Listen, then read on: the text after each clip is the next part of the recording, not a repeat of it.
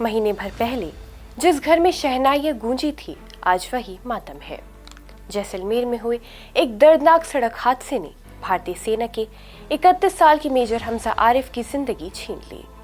जब उनका पार्थिव शरीर तिरंगे में लिपटकर इंदौर पहुंचा तो हर आंख नम हो गई।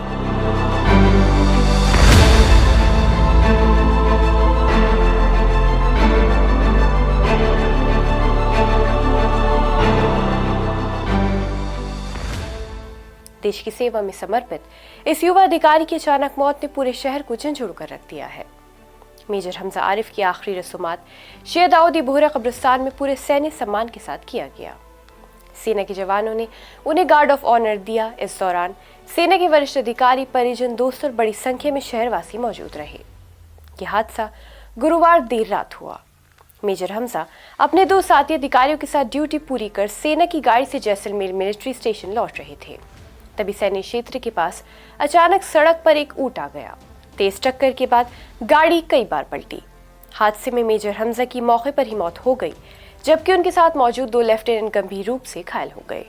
उनका इलाज मिलिट्री हॉस्पिटल में चल रहा है और इस हादसे में ऊंट की भी मौत हो गई। सबसे भावुक पल तब आया जब उनकी पत्नी ज्योति अरोड़ा अंतिम विदाई देने पहुंची।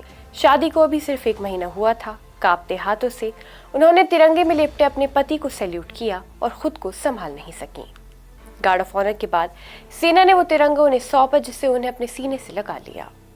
ये देखकर वहां मौजूद हर शख्स की आंखें नम हो गईं। जब उन्हें ले जाया जा रहा था तब रास्ते भर लोगों ने हाथ जोड़कर और सैल्यूट कर अपने वीर अधिकारी को श्रद्धांजलि दी। राजपाड़ा पर भारत माता की जय और मेजर हमजा आरिफ अमर रहे के नारे गूंज उठे। मेजर हमजा के पिता फखरुद्दीन ने बताया कि बेटा शादी के बाद छुट्टी पूरी कर ड्यूटी पर लौटा था। वो पिछले 9 साल से भारतीय सेना में सेवा दे रहे थे। इंजीनियरिंग के बाद उन्होंने बड़ी नौकरी के बजाय देश सेवा का रास्ता चुना। दोस्तों का कहना है कि फ्रेंडशिप डे पर इस तरह अपने साथी को विदा करना उनकी जिंदगी का सबसे दर्दनाक पल है। मेजर हमजा आरिफ अब हमारे बीच नहीं है, लेकिन उनकी देशभक्ति और बहादुरी हमेशा याद रखी जाएगी।